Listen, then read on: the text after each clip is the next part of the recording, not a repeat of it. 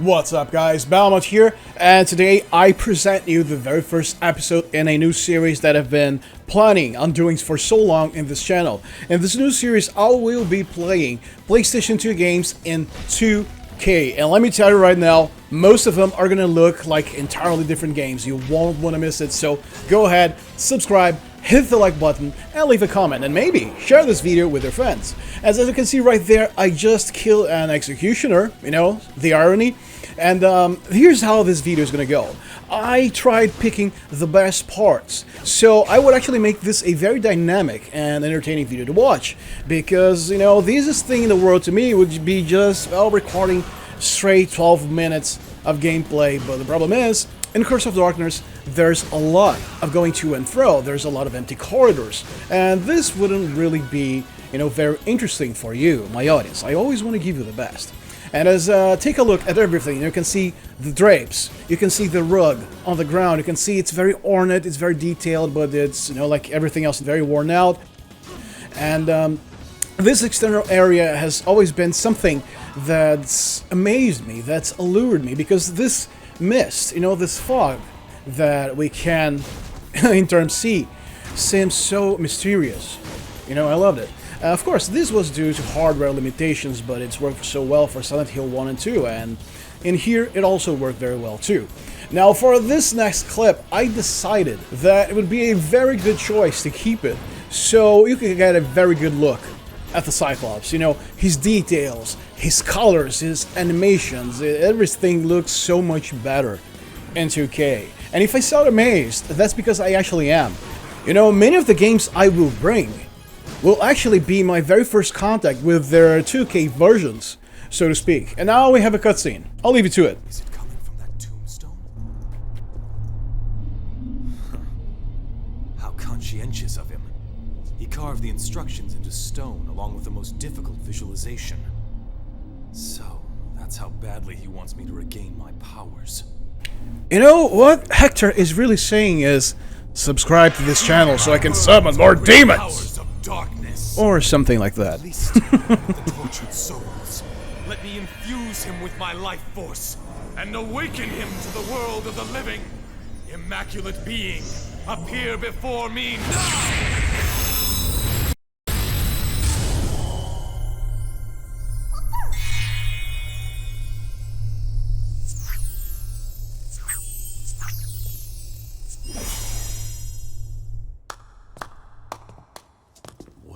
Well, devil forging, isn't it? Never seen that before. Quite impressive. It's enough to make your blood run cold. Who are you? Oh, my apologies, my lord. I should have offered an introduction. I go by Zed. I'm here for one purpose only. To purify this land of the pestilent curse which infects it. I see. You, on the other hand, are pursuing the other Devil Forge Master, are you not? The one you seek fled toward the chapel on the other side of the mountain. He made his escape through the back of the castle. What concern is this to you? He is the one protecting the curse. Ergo, he is an impediment to me, and to all those who abide in this land. I see. Very well. I, Hector, thank you for your help. Now, if you'll forgive me, I must be on my way.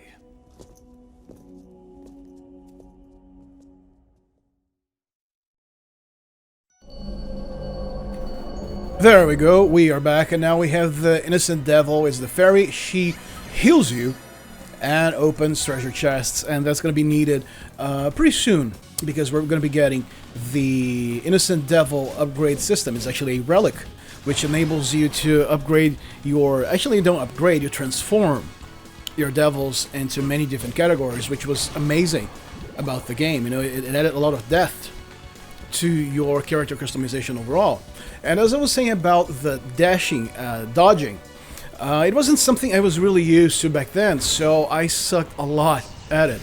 But, you know, after hundreds upon hundreds of hours with Soulsborne games, you know, you do begin learning a thing or two about dodging, if you know what I mean.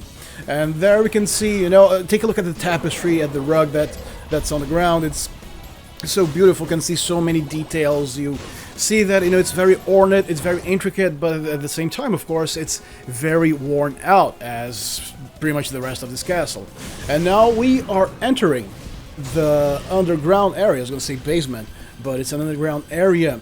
And you can see all of the candles, and now I'm going down this path. You can see the rock formations. They look very detailed. I'm going to say detailed for the time. As far as details could go on the PlayStation 2, of course.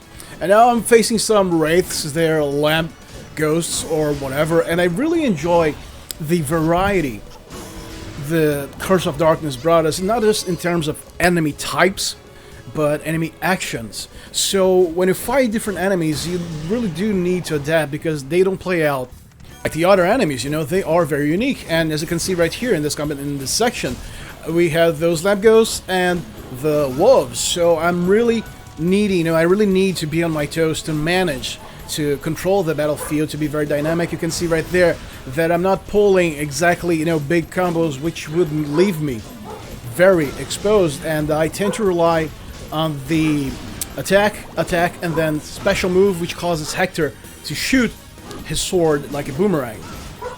Another very interesting thing that Curse of Darkness has is that now you can craft your own weapons. So if you are a curious person like myself, then always be on the lookout for new materials. So what weapons am I going to be able to craft? What's the next sword going to be? What's the next polearm? The next axe or javelin? It's really beautiful stuff. And now I'd like to draw your attention to this. As you can see right there, we're going to suffer a little bit of a slowdown, and that's due to particles. This is very common to happen whenever you're playing console games on a computer, you know what I mean. But you don't exactly have a state-of-the-art system, or are pushing your own system to its limit, which is pretty much what I'm doing.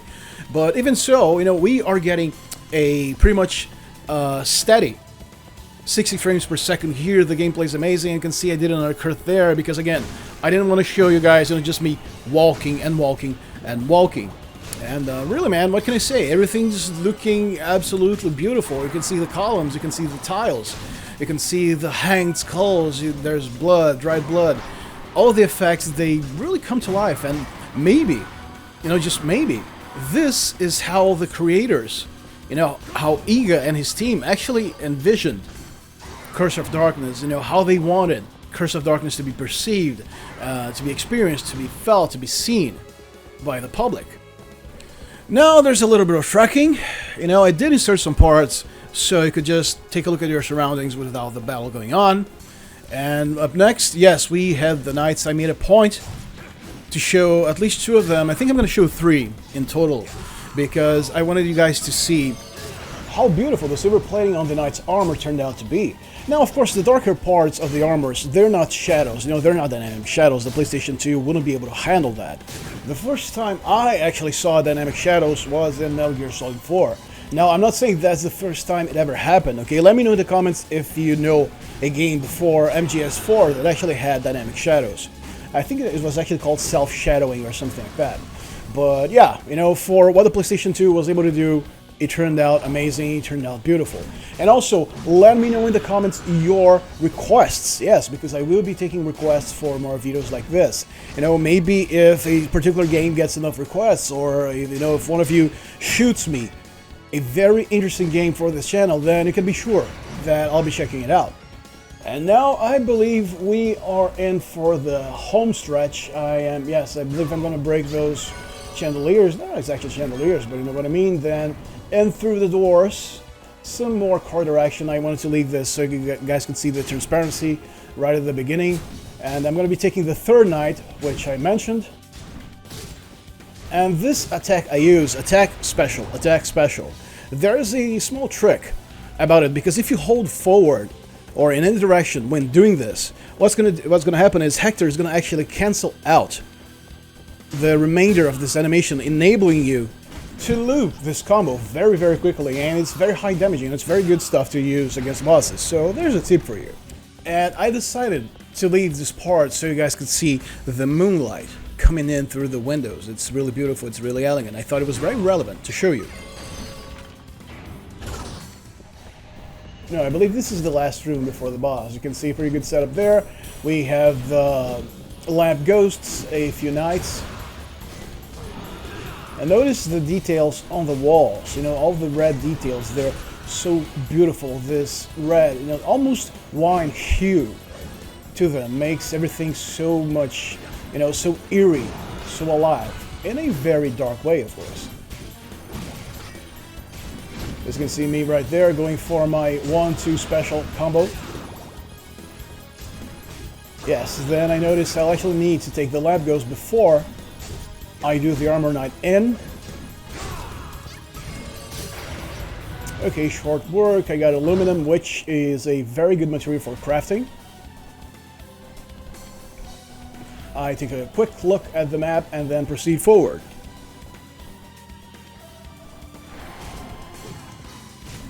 As for this next segment, I decided to show it to you because of the enemies we are facing right now. You know, this Edward Scissorhands type of enemy, they're really quick, so you really need to be on your toes.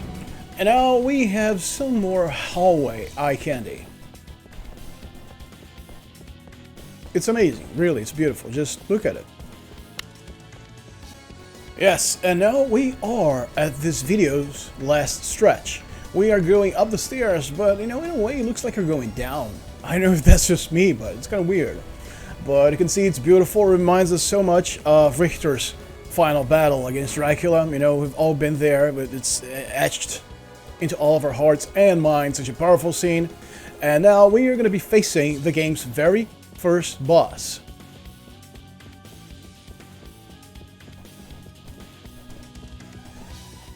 This is so beautiful, man. I can actually imagine with those ornations, with this decoration, it's really beautiful. Now we have a very creepy boss door. And there he is. A word of advice, though, we will be getting some slowdowns during this boss battle. I don't exactly know what this causes this to happen, but you can see that it's very present. Because, like I said, I am running this game on a classic, let's call it classic machine. But you can see all the details in the boss's armor, and this is the first stage. And another very interesting thing about Curse of Darkness's bosses, you know, as far as I've played it, and I've played a lot of it, is that the bosses really matter. You know, they're not just there to fill in gaps. Okay, we needed to put something here, so yeah, there you go, shut up. No, it's, you know, they all mean something. There's been a thought process behind all of them.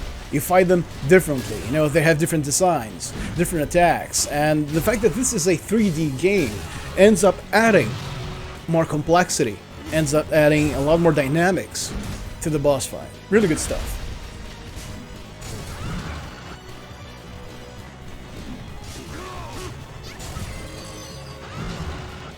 And if you see me dodge right after a combo without reason, that's because I'm canceling certain combos into a dodge. That's, you know, it's a very classic trick that you can do in Curse of Darkness.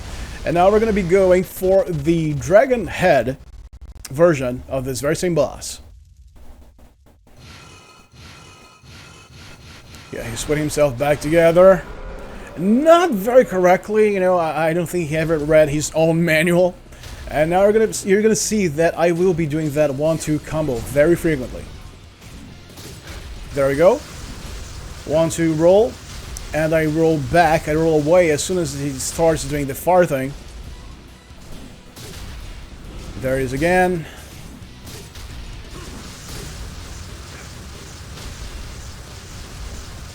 And if I'm being honest, this is, I'm not going to say one of the best first boss battles ever, but I'm going to say it's one of the most robust ones. You know, it's not patronizing, but it's not tough as nails either. You know, it's just the right amount. It's a perfect introduction ladder. Really beautiful stuff. There he goes. Where? No one knows. So that was it, guys. I hope you enjoyed this video. Remember, leave your recommendations on the comments down below. And don't forget, if you wish to support this channel in a more direct way, you can become a member right here on YouTube, and there are a lot of benefits in the works.